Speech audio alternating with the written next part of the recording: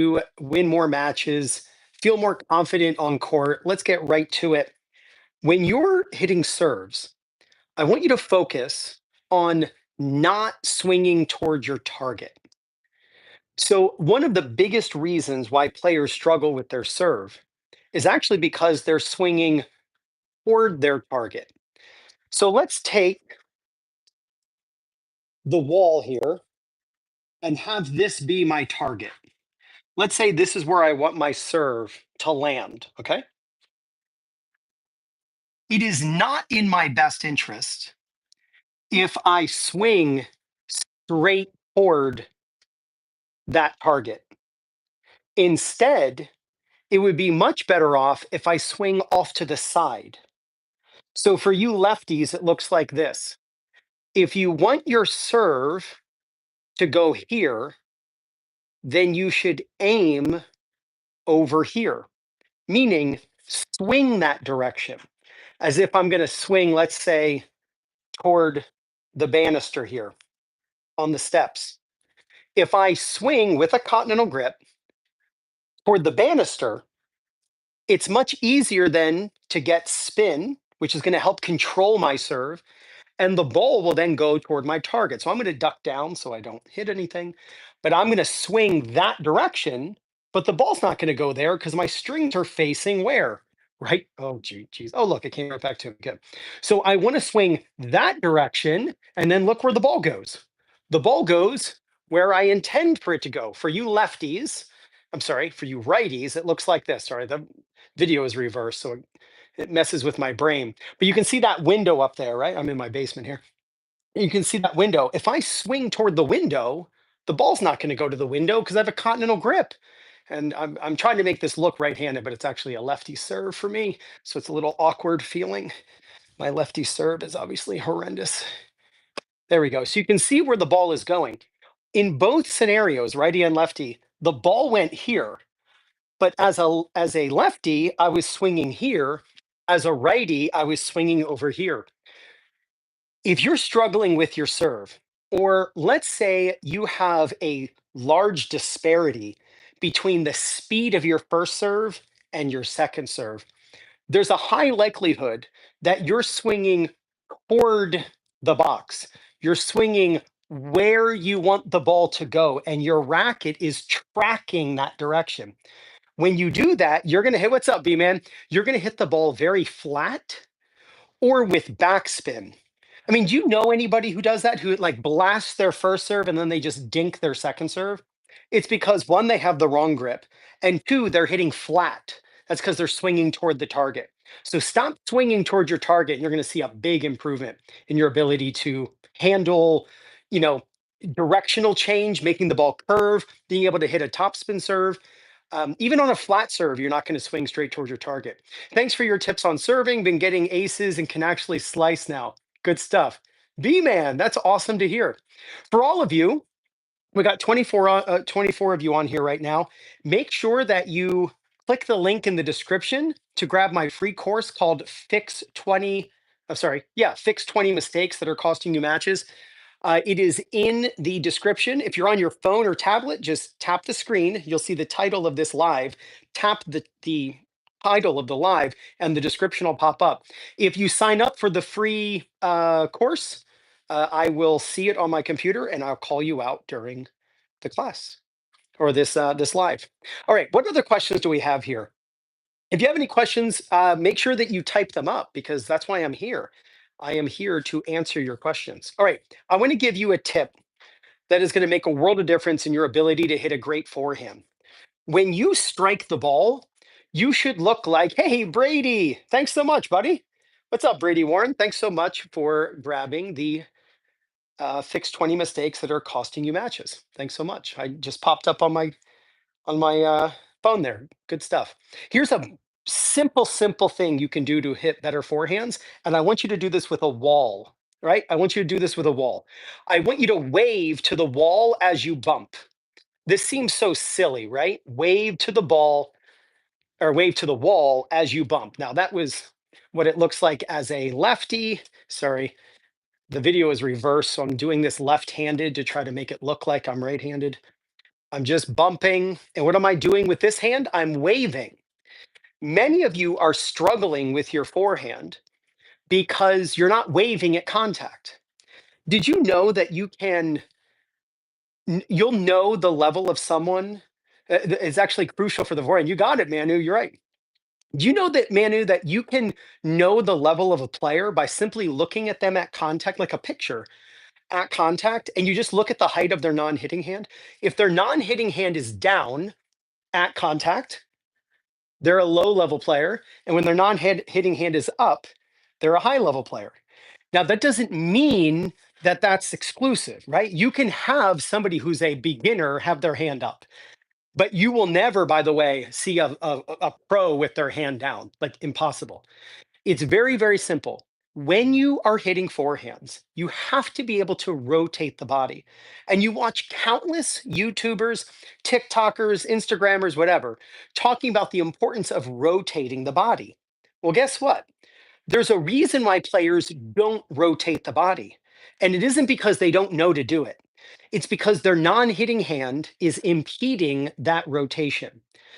If you're somebody who was told to catch the ball with this offhand, like for spacing or catch the ball and then drop and hit, that technique is actually costing you the ability to rotate your hips.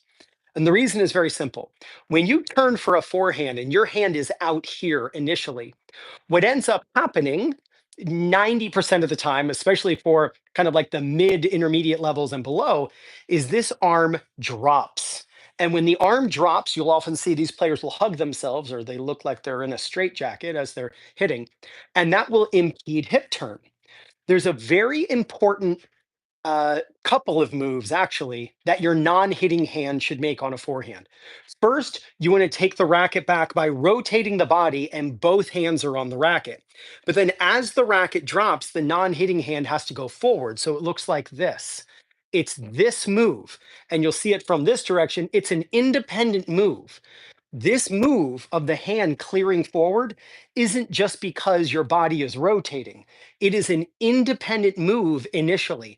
I made a video probably 6 months ago with Venus Williams highlighting the fact that it is an independent move. When you turn with both hands, and then as the racket drops, you clear the non hitting hand, it paves the way for the body to rotate.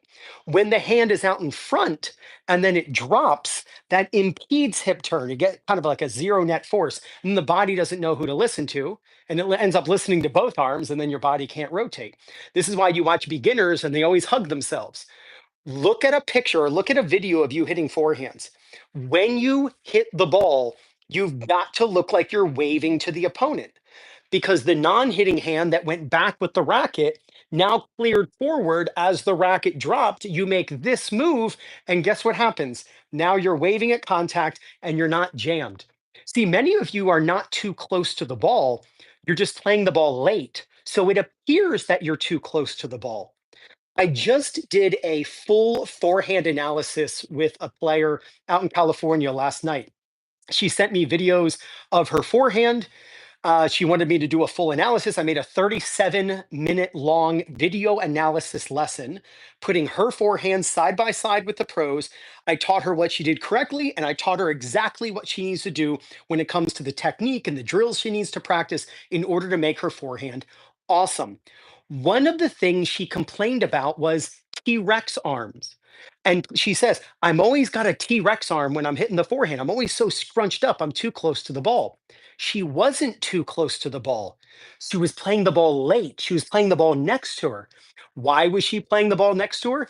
Because she wasn't using the non hitting hand, taking the racket back with both hands and then clearing the non hitting hand as the racket dropped with this relationship to rotate the body and catch the ball out in front enough that she doesn't feel jammed. You're going to be jammed back here, but you're not going to feel jammed out here, even when the ball is in a straight line. I'll show you this with this black line that's on the ground. Okay. So let's say this is the path of the ball. Let's say a ball is traveling over this line, and this line is the shadow, right? It's 12 noon. The ball is traveling in the air, and that's the shadow of the ball on the ground. If I play the ball next to me, Notice my racket is over the black line. If I play it next to me, I look too close to the ball. But if I play the ball more out in front, I don't look too close to the ball. See, when you are catching the ball out in front enough because your body rotates, then you're not going to feel jammed. But when you play the ball late because the arm drops, the non hitting arm drops, and your body stays to the side, you'll constantly feel jammed. So if you're looking to improve your forehand, a simple thing to look for is what your non hitting hand is doing. Keep the non hitting hand on the racket. You can even practice this drill of taking the racket back with just your non hitting hand on, and then as the racket drops, the non hitting hand clears forward. That sets the stage of rotating the body. And then when you contact, you look like you're waving to the opponent. That is why I want you to practice this drill. Just bump the ball against a wall and wave. Notice you can see my non hitting hand over my non hitting shoulder waving to the wall. And I'm just bumping the ball. When you strike, is your non hitting hand here? Is it here? Is it here? Or is it here? This is where you want it. This is where Djokovic has it. And that's where I want you to have it. All right, let's see if I have mentioned it enough. Uh, in the description, if you want to fix 20 common mistakes that are costing you matches for free, click the link in the description. It's the first line. Just fill it out. It'll take you right to the program, and then you can watch the 20 fixes. And it'll pop up on the screen when you do. So I'll call out your name and I'll give you a shout out and thank you by name. So thanks so much. All right, let's see what questions we got here. I'm going to be on here for maybe about a half an hour more. He's right. Took me years to figure that out. What's up, Jeff? Good to see you. Jeff, you are all over my Instagram, by the way. Every single time every time I open up Instagram, there you are. There you are. All right, guys. Um, how to be good at the net. All right, let's talk about being good at the net. All right, the first thing you need to do is you need to improve your ready position. So many players struggle at the net because their elbows are down.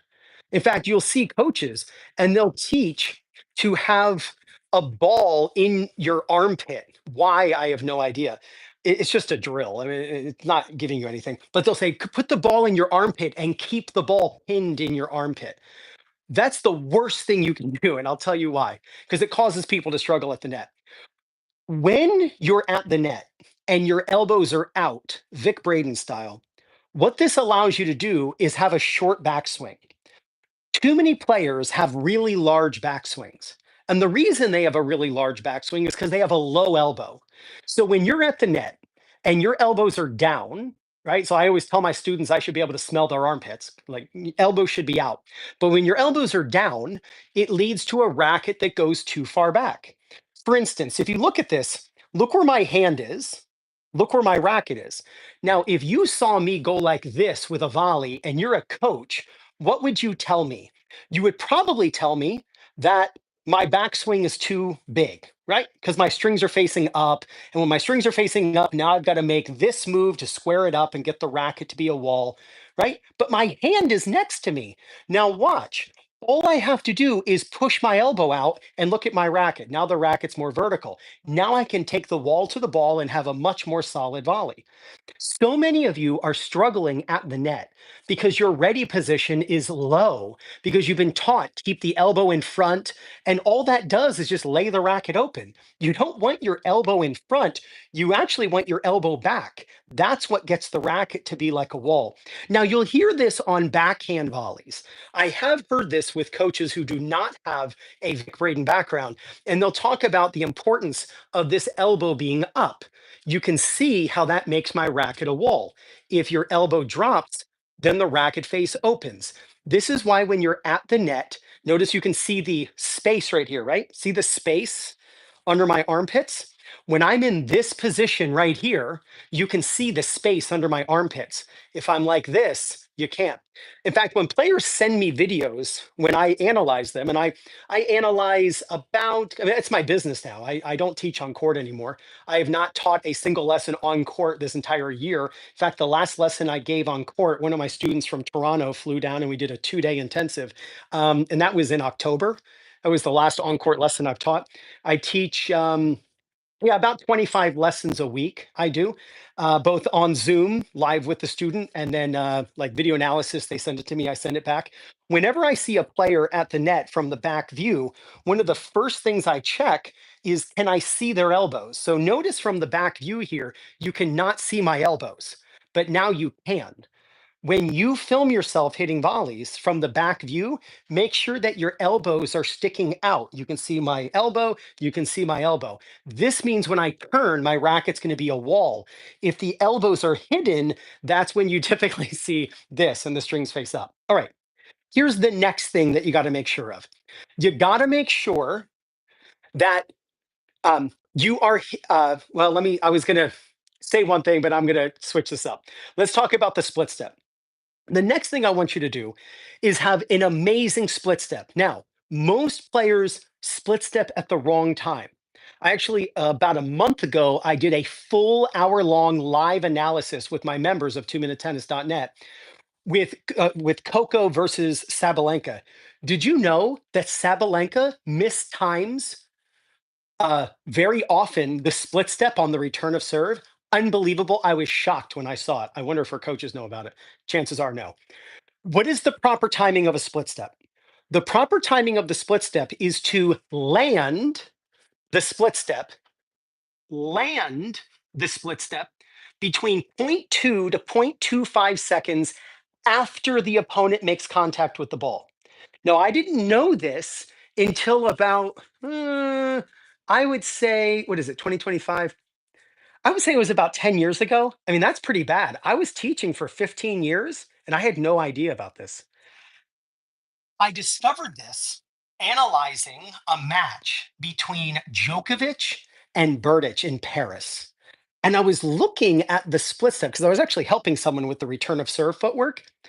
And I was like, wait a minute. Why in the world is Berdych landing his split step after Djokovic is making contact with the ball?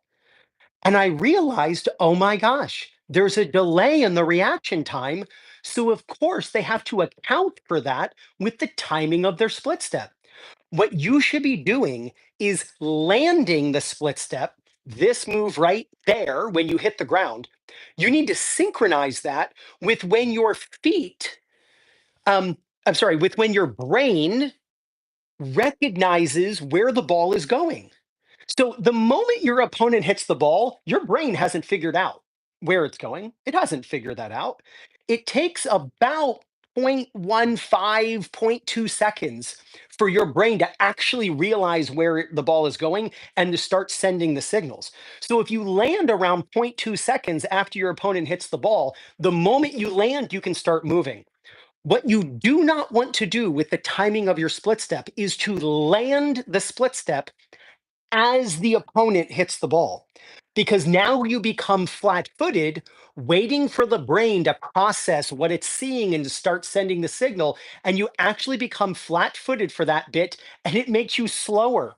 So here's the easiest way to time the split step. And every single time someone asks me for a match analysis, they send me Swing Vision or they send me a match that they have recorded and put up on YouTube, whatever. And I go through the entire match. I give them, simple ways that they can improve their serving, returning, rallying, going to the net when the opponent goes to the net. I give them simple ways to improve if they're a singles player, the 5 situations in singles and in doubles. What I always look for is when are they split stepping, especially on the return, because it is the easiest time to improve the timing of your split step. It is so simple. When your opponent, and you're returning serve, when your opponent jumps to hit the serve, that's when you jump on the return.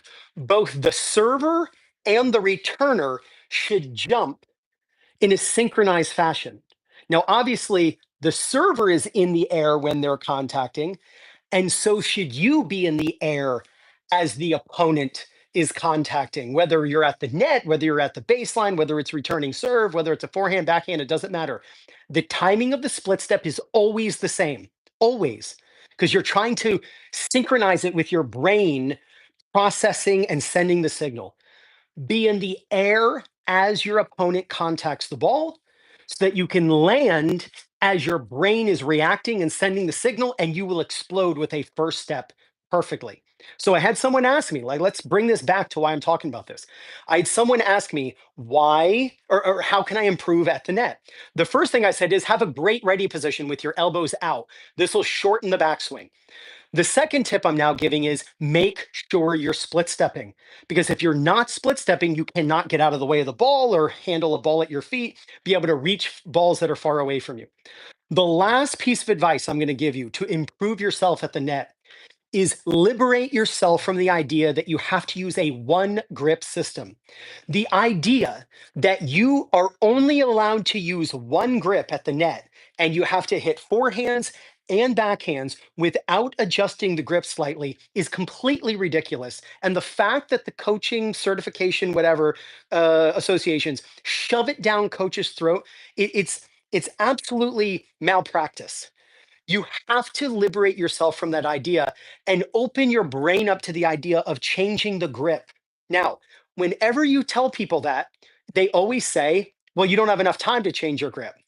When I then respond by saying, have you ever tried it? It's like a 5-year-old telling you they don't like broccoli when they've never tried it, right? You at least got to give it a chance to have the opportunity to say whether or not you have time. Here's the interesting thing. Here's something I almost never hear, and I'm going to not say almost. Here's, I don't think, something I've ever heard. I've never heard someone say, you know what, Ryan? I tried changing my grip. I tried it for about a week, and I found out there's not enough time. Whenever somebody tells me there's not enough time to change grips, and I'll tell you why it's in your best interest and it behooves you to change your grip. But whenever people tell me that there's not enough time to change, whenever I ask them, have you ever tried it? They always say, well, no, but my coach told me, right? Whenever you hear that somebody tried it, they always say, "Oh, there is enough time to change the grip. And I'll tell you, Ryan, the benefit that came from it. And here it is. One of the problems with the one grip system is it lays the racket face open on both the backhand volley and the forehand volley.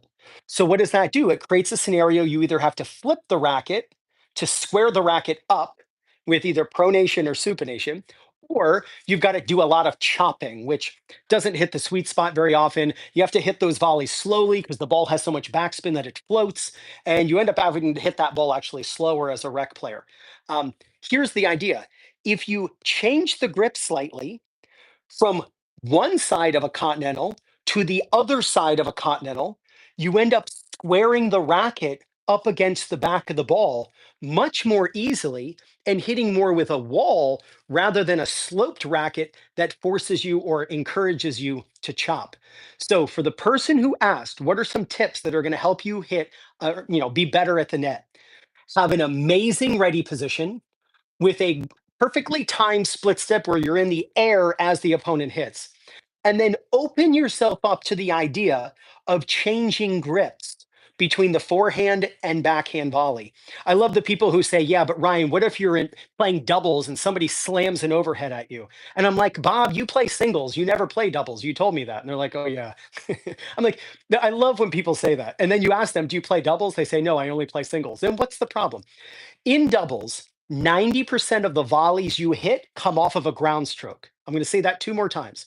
In doubles, 90% of the volleys you hit are coming off of a ball from the baseline off a ground stroke. Only 10% of volleys in doubles in recreational tennis are hit from another volley. So trust me, there's plenty of time to change your grip. And then in singles, the first volley we hit is on the service line, right? You serve and volley, and the first volley is at the service line. You hit an approach shot, the first volley is around the service line. You're 60 feet away from the opponent. You don't have time to go like this, which, by the way, you make the grip change with the top hand. You don't make the grip change with the bottom hand. You make the grip change with the top hand. There is plenty of time to change your grip on volleys. And when you do so, you'll hit much flatter, be slightly on one, don't use a continental, be slightly on one side of a continental, then slightly on the other side of the continental for both the forehand and backhand, and watch how your volleys improve. Guys, if you're loving this class, by the way, do yourself a favor, go in the description and sign up for my free course, Fix 20 Mistakes That Are Costing You Matches. It's in the description. If you're on your phone and you don't know how to get to the description, tap the screen, look at the title of this live, tap the title, and the description will pop up. I will call out your name when you do so. All right, let's see what questions we got here. Do you have any easy tips? What's up, Rick? Do you have any easy tips for returns, especially backhand? I tend to slice and it goes high and long. Rick, are you a one-handed backhand or a two-handed backhand? That'll be very helpful in helping me to give you better tips. Let's see. When I toss my arm, seems to fall prematurely down instead of keeping the tossing arm up. Do you know how I can fix this problem?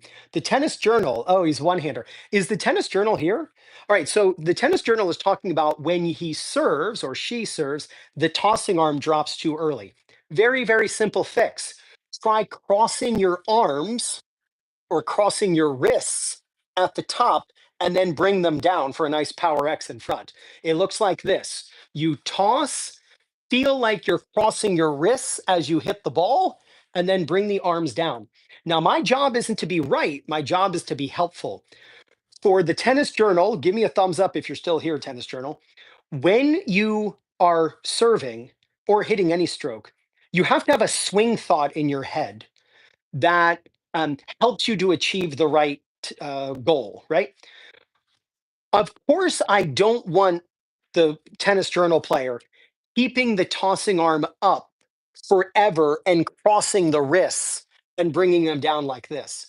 But it is a swing thought that is going to help that player keep the tossing arm up longer. So long, in fact, that they swear that as they're hitting, they're crossing their wrists and bringing the arms down in an X. And it actually helps you stop the body rotation, all that. Hey, Tennis Journal, thanks so much. So I want you to try that. Go out and serve, and I want you to swear that you're crossing your wrists as you hit the ball and then bring the arms down in an X and watch how your tossing arm stays up. All right, let's help Rick here with the one-handed backhand. So, Rick, do you ever start in the topspin backhand grip? Because if you did, I can promise you, you're not going to slice it.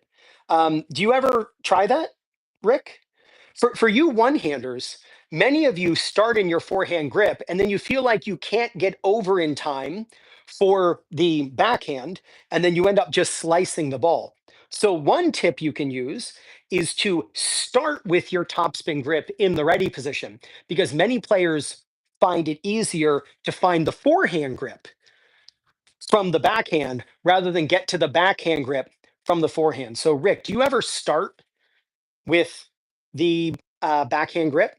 One other thing, no, you start in the forehand grip. There you go. That's what I want you to do, Rick. I want you to start in the backhand grip. Now, that doesn't mean start with the racket in front of you. I actually want you starting like this. The racket's going to be in this position. I also want you to make sure that your hitting elbow is up. I'm sorry, your non hitting elbow is up. So it shouldn't be down because if it's down, the backswing is going to be too big. Get your non hitting elbow up in your ready position. That'll keep the backswing shorter, and you won't feel like you're caught late, and especially in doubles, you'll be hitting it down the line on the ad side of the court if you're right-handed. All right, let's see here. What is the role of my hips for a serve type? My coach told me bring it forward when preparing and bring it back when hitting. What the hips? So your coach told you to move the hips forward and then backward as you hit. I don't want you thinking that as much as rotating and then rotating. I'm not a fan of this. Um, to the player who asked that, are you a pinpoint stance server, by the way? Let me see who asked that. David Dean. David, are you a pinpoint stance server? Strawberry milk. Does your strawberry milkshake bring all the boys to your? How to increase topspin on the forehand? I have semi-western. Yeah, I'll help you get topspin. I mean, it shouldn't be that hard, especially with the grip that you're using. So I'm interested to know from David Dean, is David Dean a pinpoint stance or a platform stance? I would like to know. So one of the things you got to make sure of, uh, let's see, are they here? Is is that what you described with the power X? Isn't the power X after you hit the ball? It is the power X after you hit the ball. Yep. Um, so I'm not with David Dean. I want to know if he is asking about a pinpoint stance. See, one of the mistakes that players make in thinking of the pinpoint stance is they think of this as the hip, but it's not the hip that's sticking out. When you watch pros, like look at Felix, look at JJ Wolf, look at Ben Shelton, what you'll notice is they pivot with this foot. Like JJ Wolf actually pivots, so it looks like he's going to foot fault with his heel. And this is what you want to do because you make this move, you pivot like your foot is over the baseline, and then when you bring the back foot up, it causes it to stay behind the front foot. Like if you're, by the way, if you're the type of player who, when you hit a pinpoint stance, you bring your foot around, the fix is to pivot your foot. You pivot, then bring the foot up, and now your knees are pointing back. And this is your butt cheek. It's not your hip. You're like, what you're looking at here is not my hip. My hip is here. You're looking here. This is my butt cheek. But a lot of times, like coaches will show this, and they're like, look, there's the hip. But it's not the hip. It's actually the butt cheek. So what you want to do when you bring the foot up is turn the foot first. You turn like you're going to foot fault with your heel. Then you bring the back foot up. The knees are actually pointing back. And now you go up and corkscrew into the ball. So that's why I was wondering if David Dean is a pinpoint stance or not. Let's go. Let's see. How can I find more consistency in my serve toss?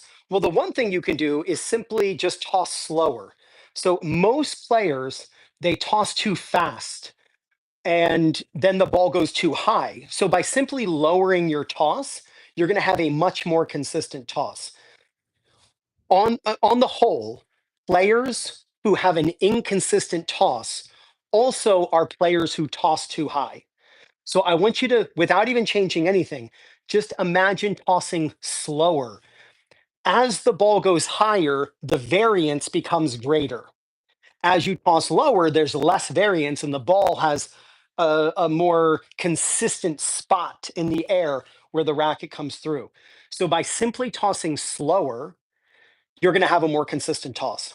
Another thing you can do is try holding the ball like it's a bottle of water, like this. And when you like players who have an inconsistent toss, they tend to have their palm up, which means they bend the elbow, they flick the wrist. Instead, try having your palm to the side. You'll notice your palm on a toss will face the opposite direction of your elbow. So if you're the type of player who tosses with your palm up, your elbow is pointing down. Well, that makes it very easy to do a bicep curl. But if you take your palm and turn it to the side, look how that changes your arm position.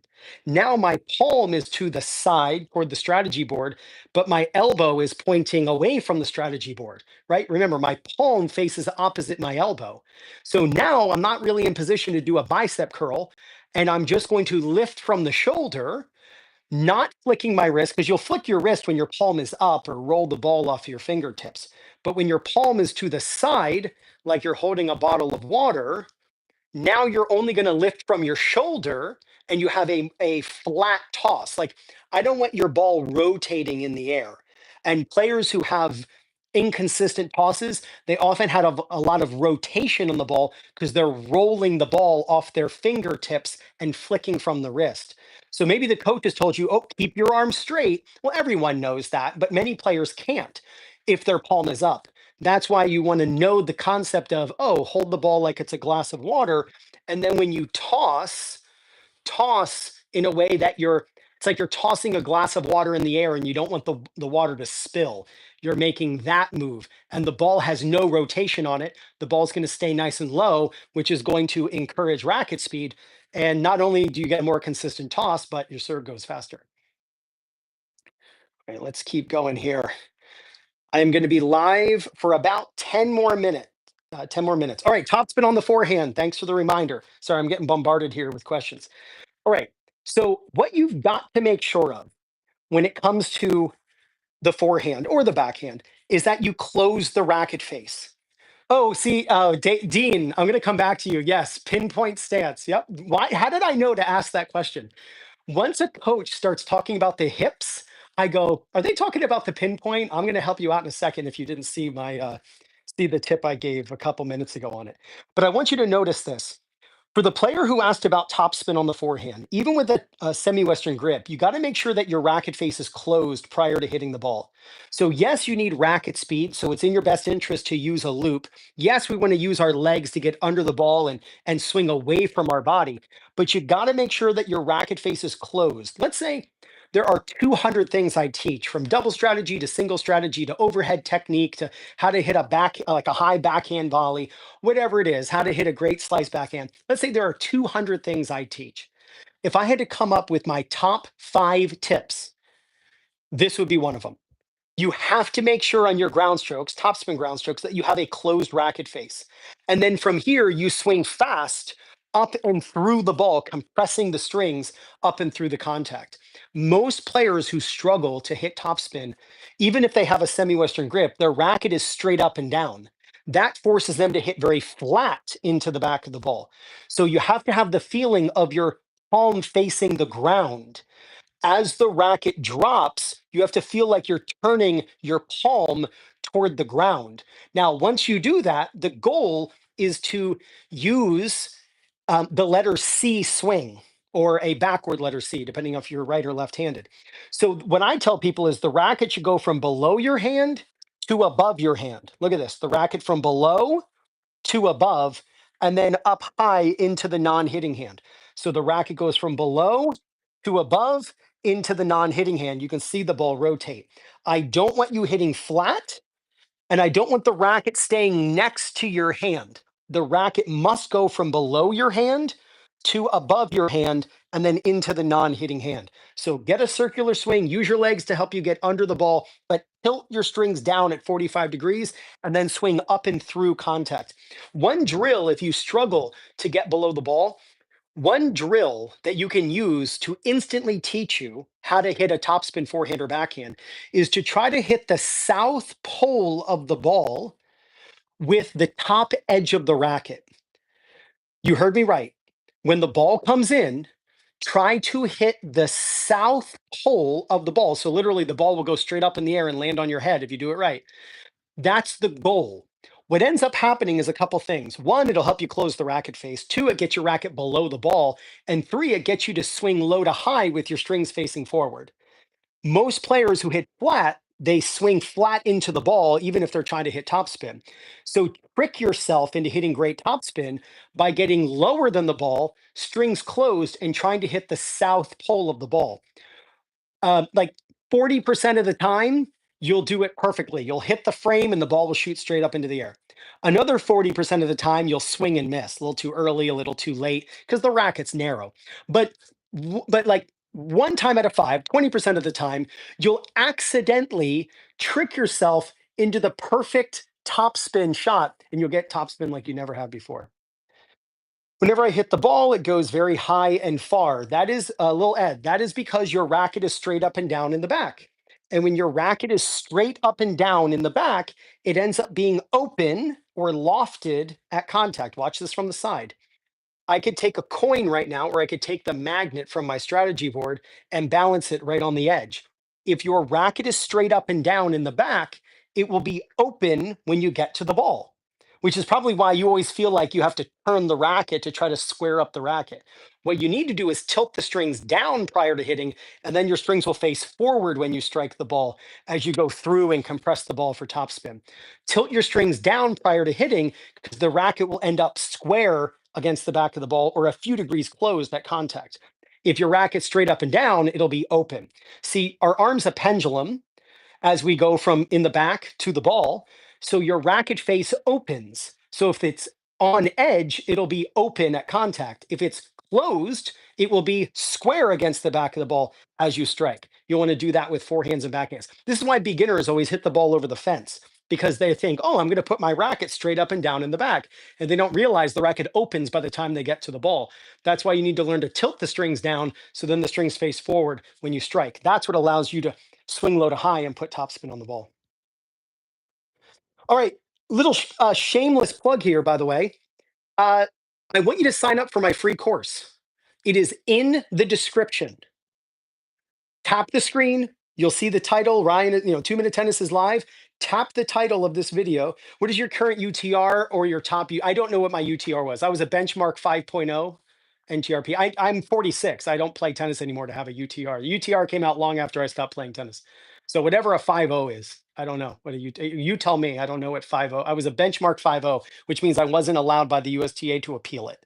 Like I was the benchmark 5.0 tennis player. So whatever that level is, I don't know. I got that from I think I was like 22 years old when I got that. So I don't know.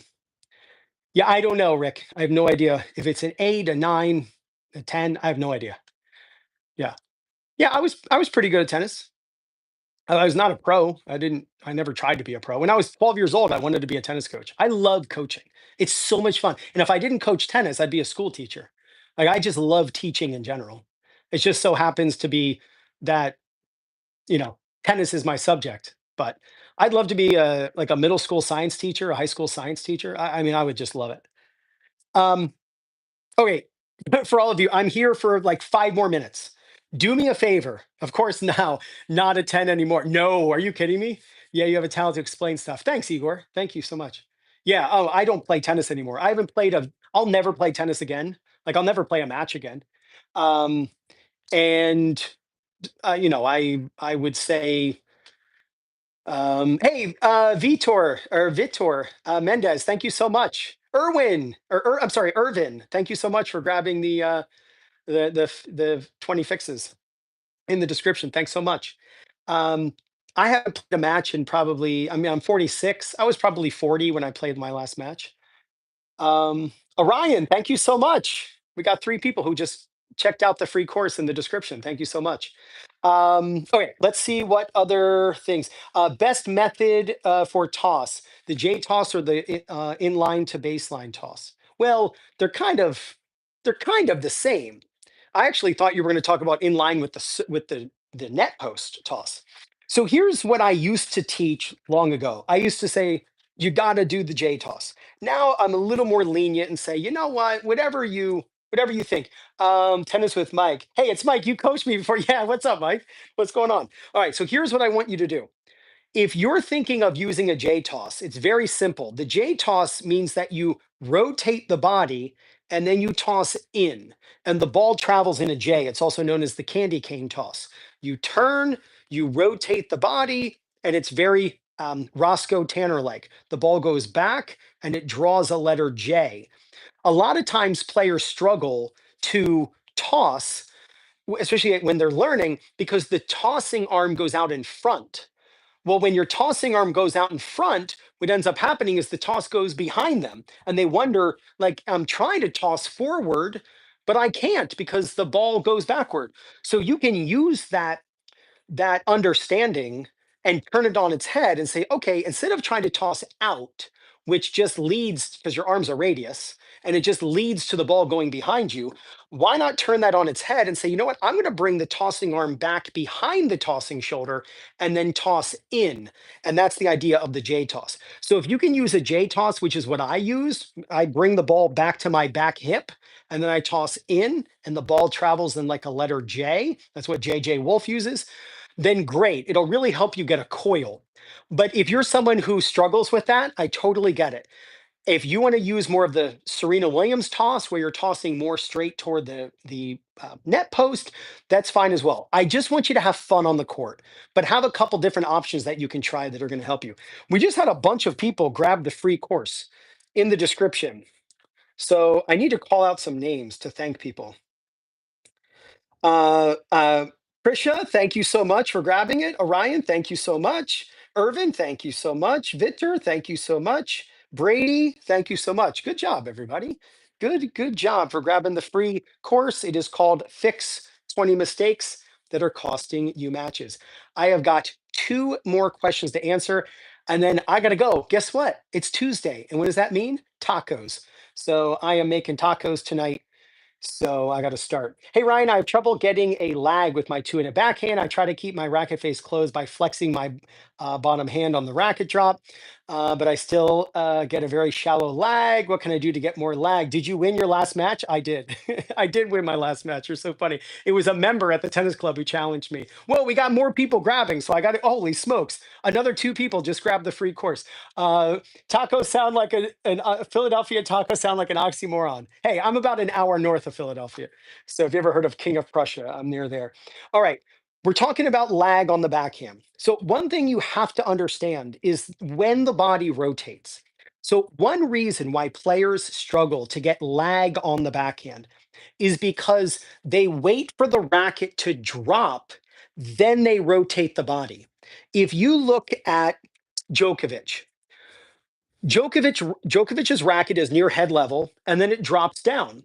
So let's say this is 3 feet. I don't know what it exactly is, but let's say it's 3 feet, that the racket drops 3 feet. Okay. After a foot and a half, your body has to rotate, meaning as the racket drops, you need to rotate the body. And as the body rotates, that's when the racket lags back. Now, you can use the idea of the racket on the outside of the hand to do this as well. I'm not a big fan of that. It's better than having the racket lay open, but having the back elbow up does, make you more inclined to have the racket face closed. But I'm not a huge fan of this laggy kind of backhand to begin with. But I'm going to humor you with the answer. As the racket drops, you have to turn the body.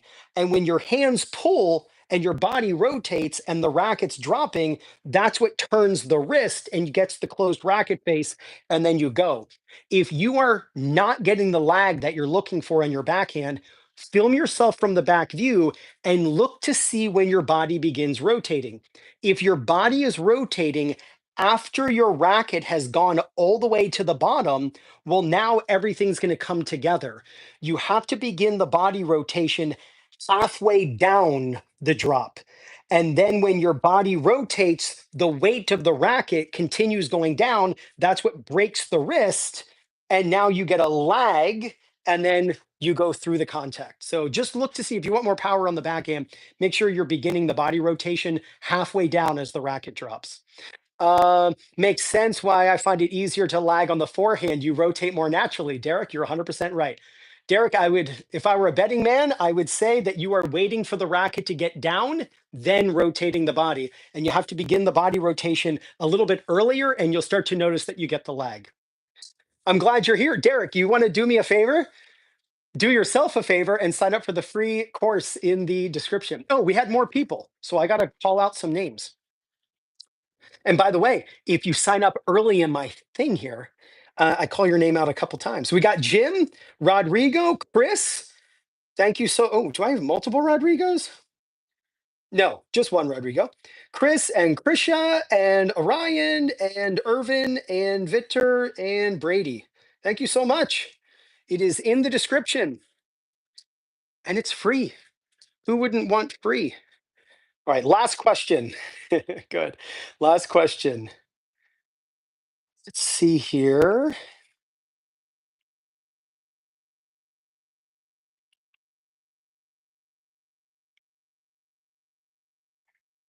Um,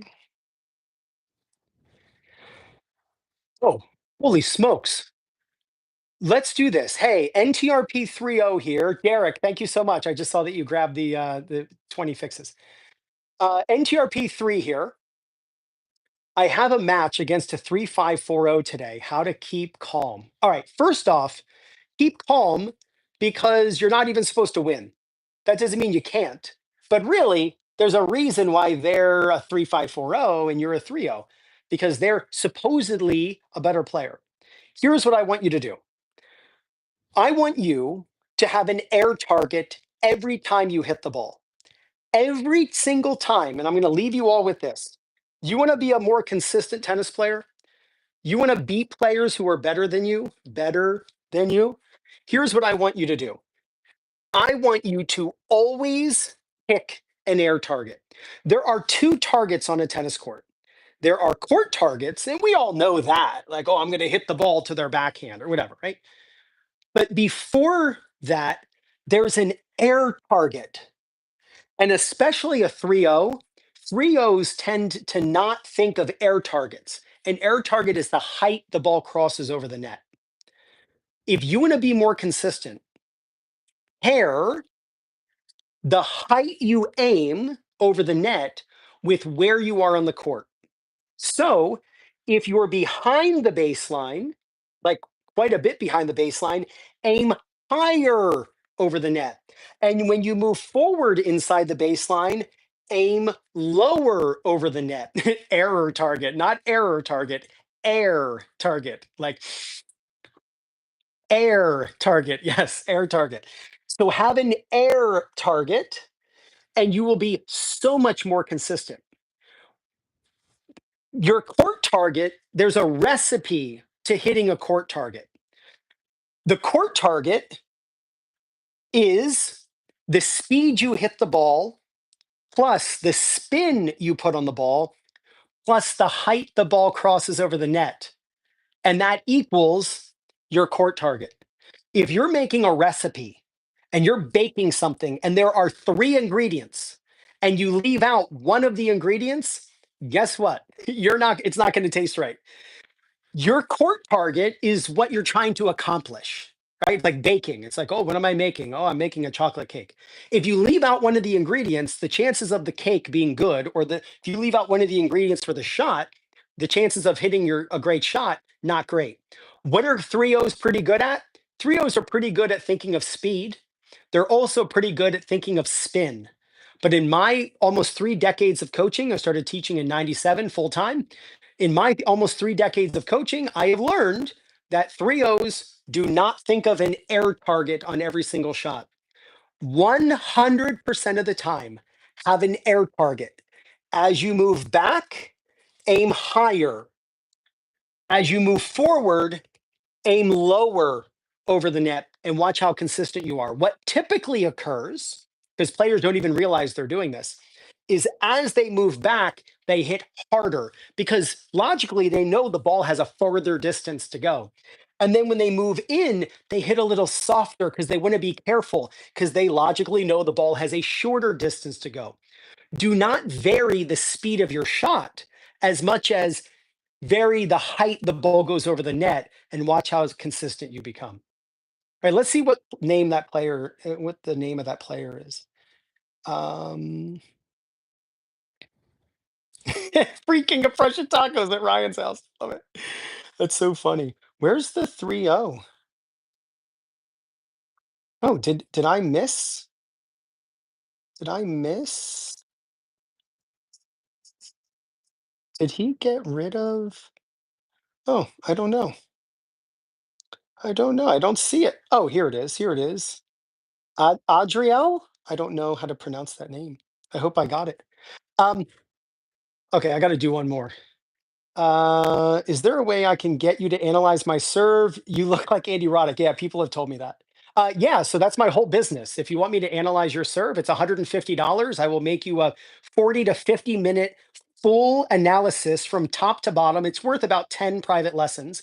I teach you what you do correctly and what you need to improve with the drills that you need to practice. It will be the single best serve lesson you ever take. All you have to do is send me back and side view videos. I make about I do about 25 a week for players all around the world. Just yesterday, I did 6 lessons. Is there a discount if I make you tacos? There is not a discount. I wish. I wish there was a discount if you made me tacos. It's $150 and it's worth 10 private lessons with any coach in the world. It's really unbelievable. So you can just go to my website, 2minutetennis.net, and sign up. It's called a video analysis lesson. Or just send me an email, ryan@2minutetennis.net. Ryan@2minutetennis.net. That is my email address, and we can talk about it. So send me an email. So thank you all so much. I got to run. I got to make tacos. It's Taco Tuesday. And I want to thank you for spending time with me. We got 50 people on here. We got 22 likes. That's not a terrible ratio.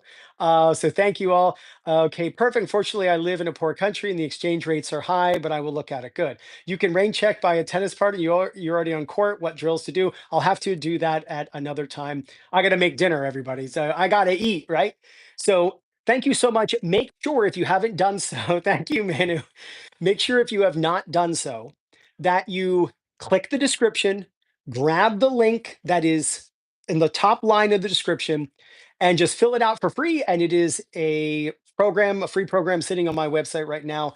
Fix 20 common mistakes that are holding you back and costing you matches. Thank you all so much. I'll see you next time. You got this.